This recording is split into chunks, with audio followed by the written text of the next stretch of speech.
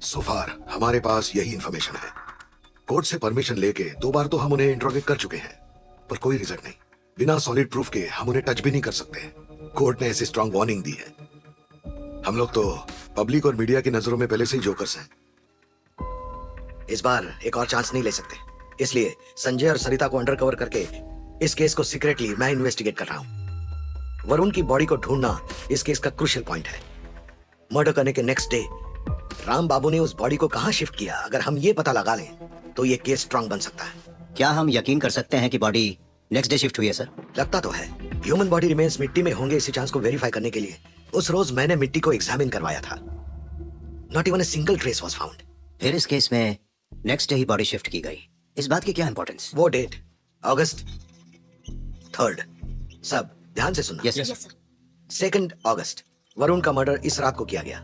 राम बाबू की फैमिली विजयनगर साई मंदिर प्रवचन सुनने के लिए गई थी। ऐसी कहानी उन्होंने रिक्रिएट की। 2 अगस्त की रात को वरुण की बॉडी माँ बेटी ने मिलकर दफना दी। नेक्स्ट डे राम बाबू वरुण की कार में विजयनगर होते हुए देवरपल्ली ताला पहुंचा और वहां गाड़ी डुबा दी। फिर वो विजयनगर पहुंचा, वहां से होटल बिल्स लिए और थिएटर टिकट्स ली, और फिर शाम को आरटीसी बस पकड़ के रात को 9 बजे वो अपने घर पहुंच गया। और फिर रात को जब सब सो गए तब उसने बॉडी को वहां से निकाला और शिफ्ट कर दिया। मान ले कि ऐसा हुआ तो राम बाबू ने वो बॉडी कितने बजे शिफ्ट की होगी? सर मान लिया कि उसकी फैमिली जल्दी सो गई, उसके पड़ोसी भी सो गए हो सकते हैं, पर जहाँ उसने वरुण की बॉडी को दफनाया वो जगह मेन रोड से दिखती है, तो फिर मिडनाइट, शायद 12 बजे के आसपास। ओके, मान ले बॉडी को खोद के निकालना और उसे अकेले जीप तक ले जाने में कम से कम 1 घंटा लगेगा, मतलब 1 बजे। इसका मतलब अगस्त 4 की सुबह 1 बजे। फिर मान लेते वो घर से निकला, बॉडी डिस्पोज की और फिर सुबह 4:30 बजे घर वापस आ गया। ये सब करने में उसे 3 घंटे लगे। सॉरी 3.5 घंटे।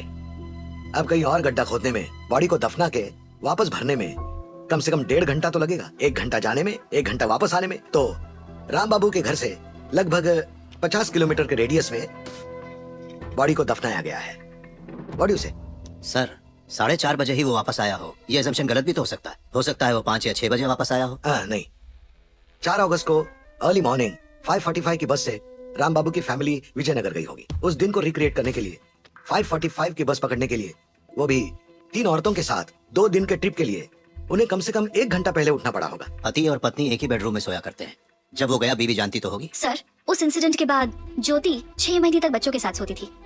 सिर्फ इतना ही नहीं, उनकी बड़ी बेटी अंजू रोज रात को घबराकर उठ जाया करती थी। ज्योति ने बताया था सर।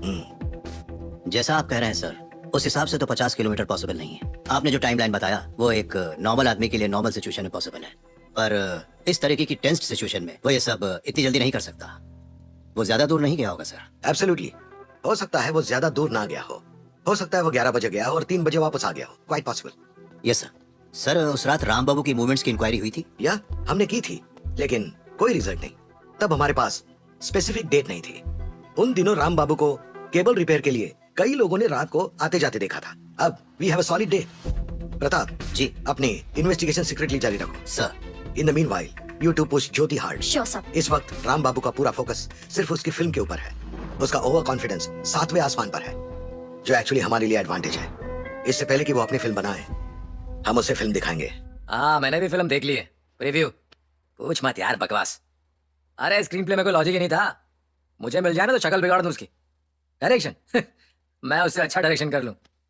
हेलो हेलो, हाँ फोन ही काट दिया।